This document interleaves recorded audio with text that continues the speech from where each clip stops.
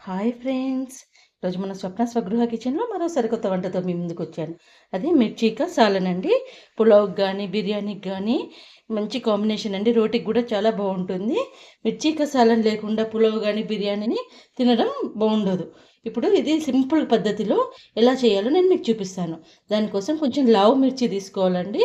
నేను ఇలా 7-8 మిర్చి తీసుకున్నాను. లావు మిర్చి బాగుంటుంది, కారం తక్కువగా ఉంటుంది కాబట్టి. సన్న మిర్చి అయితే కారం ఎక్కువగా ఉంటుంది కాబట్టి సన్న మిర్చి తీసుకోకూడదు. కొంచెం బజ్జీ మిర్చి లాంటివి తీసుకుంటే చాలా బాగుంటుంది కర్రీ అనేది. సింపుల్ ఇంగ్రీడియంట్స్ తోటి ఎలా చేయాలో చూపిస్తాను. దానికోసం కొన్ని పల్లీలు, నువ్వులు, కొబ్బరి, 2 ఆనియన్స్ కట్ చేసి పెట్టుకునేవి, కొంచెం చింతపండు, కొన్ని మెంతులు, అల్లం వెల్లుల్లి పేస్ట్. సింపుల్ ఇంగ్రీడియంట్స్ తోటి నేను చేయడం చూపిస్తాను. మీరు కూడా నా పద్ధతిలో ట్రై చేయండి. మీరు కనుక నా వీడియోని మొదటిసారి చూస్తున్నట్టయితే నా వీడియోకి ఒక లైక్, షేర్ అండ్ సబ్స్క్రైబ్ చేసుకొని చూడండి. ముందుగా ఒక గిన్నె పెట్టుకొని పల్లీలును నువ్వులు వేపుకోవాలి. అందులో ఆయిల్ వేయొద్దండి, ఊరికేనే వేపుకోవాలి.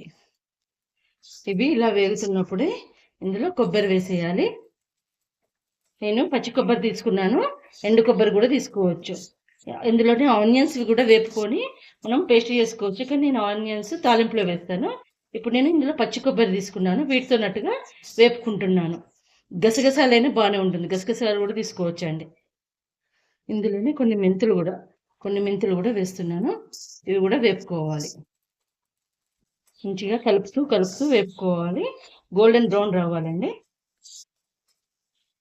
అన్నీ వేపి పక్కకు తీసేసుకోవాలి.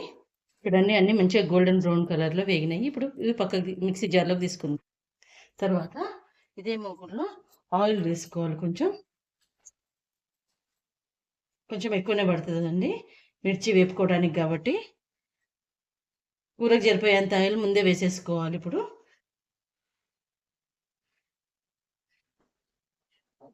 తర్వాత ఈ మిర్చిని ఆయిల్లో వేపుకోవాలి.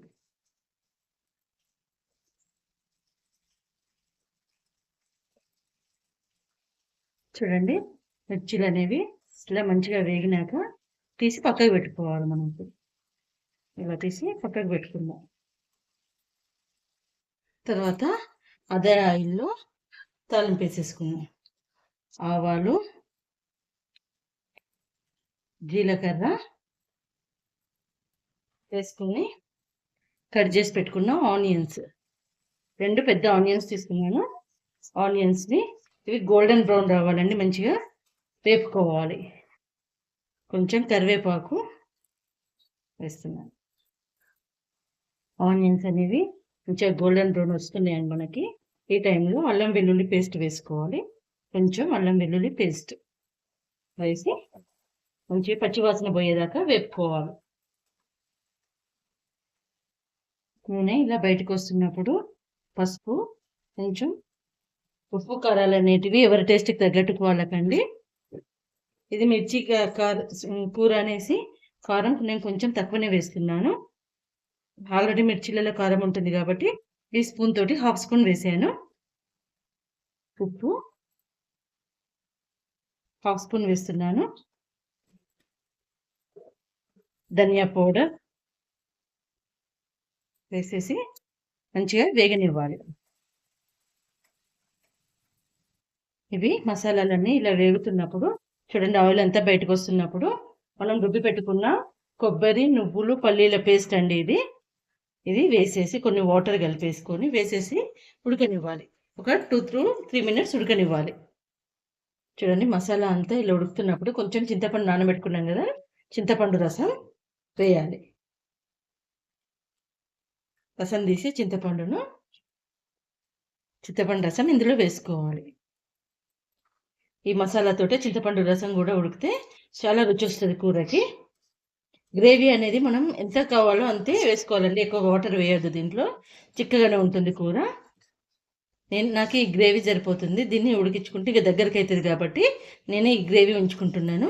బాగా దగ్గర లూజ్ చేసుకోవద్దు. గ్రేవీ అనేది ఇలా చిక్కగా వచ్చినప్పుడు మనం వేపు పెట్టుకున్న మిర్చీలు ఉన్నాయి కదండి, ఇవి వేసేయాలి. ఒక 5 మినిట్స్ ఉడికినిద్దాం.